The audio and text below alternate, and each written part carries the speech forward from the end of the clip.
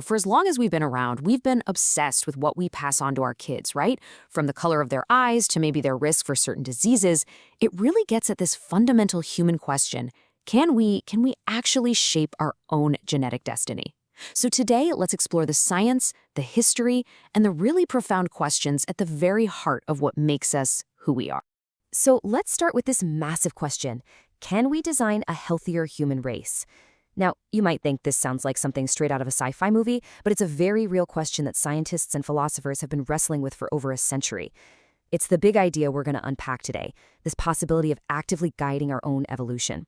But to really get a handle on the proposed solutions, we first have to understand the problem.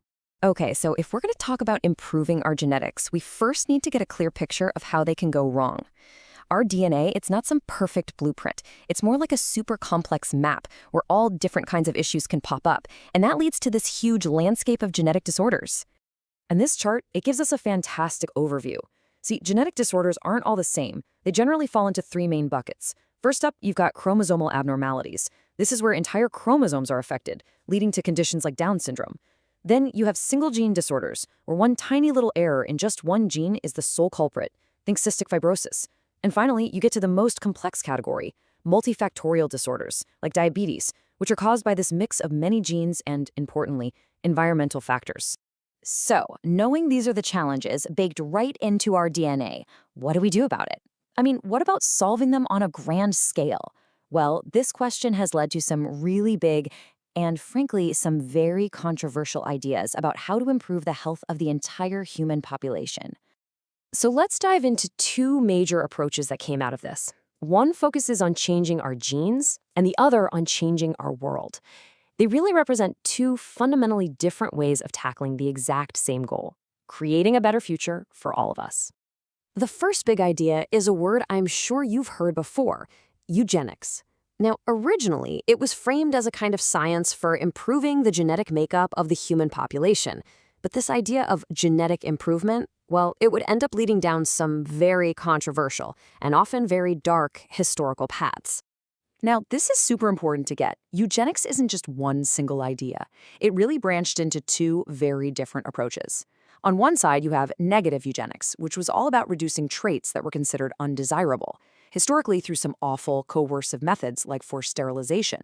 On the flip side, you have positive eugenics, which aim to increase desirable traits by encouraging reproduction among those considered genetically fit, a concept that, still kind of echoes today in technologies like selective IVF. But here's the massive scientific catch. I mean, even if you could set aside all the gigantic ethical problems, the whole concept just slams into two huge biological roadblocks. First, as this quote points out, the traits we value most, things like intelligence or kindness, they aren't tied to a single gene. They're the result of this incredibly complex dance between tons of genes and our environment. And second, reproduction is basically a genetic lottery. We just can't pick and choose which specific genes we pass on.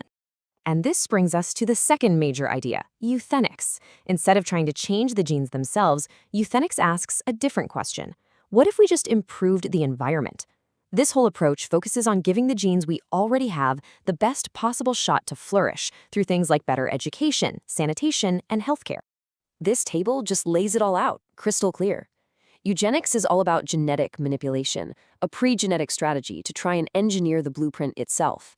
Euthenics, on the other hand, is about environmental manipulation, a post-genetic strategy that focuses on building the best possible world for the genes we have.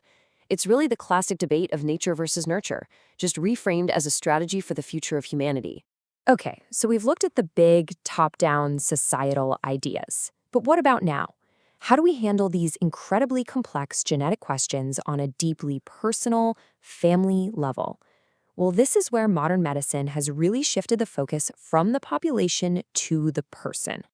So today, the whole conversation has moved away from designing a population and towards empowering individuals. And the main tool we use for this is genetic counseling. It's a process that helps real people and real families understand their unique genetic makeup, navigate any potential risks, and make deeply personal, informed decisions about their own health and their future. And this counseling, it kind of branches into two main paths. Perspective counseling is all about looking forward. So think of a couple who knows a certain genetic condition runs in their families, and they want to understand the risks before they even try to have kids.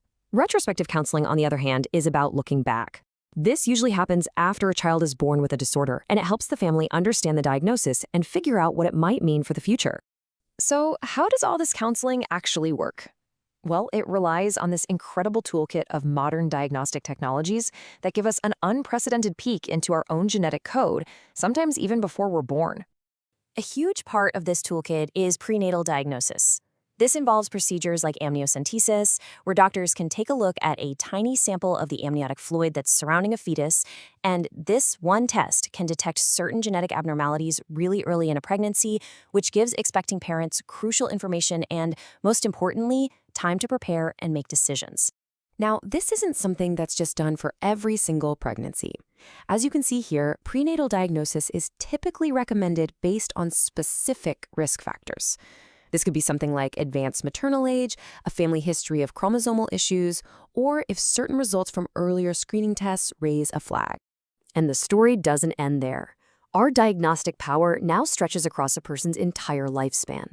We have widescreen screening for newborns to catch metabolic disorders right away, and we have tests that can tell healthy adults if they're carriers for genetic diseases, which is obviously vital information for anyone thinking about starting a family.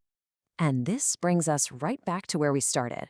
We began with this grand, sweeping idea of designing a healthier human race, and we've landed here with these incredibly powerful tools that put unbelievably personal decisions right into our own hands. As our ability to read and maybe one day even write our own DNA continues to grow, it leaves us with the most profound question of all: what's a flaw, what's a feature, and who gets to decide?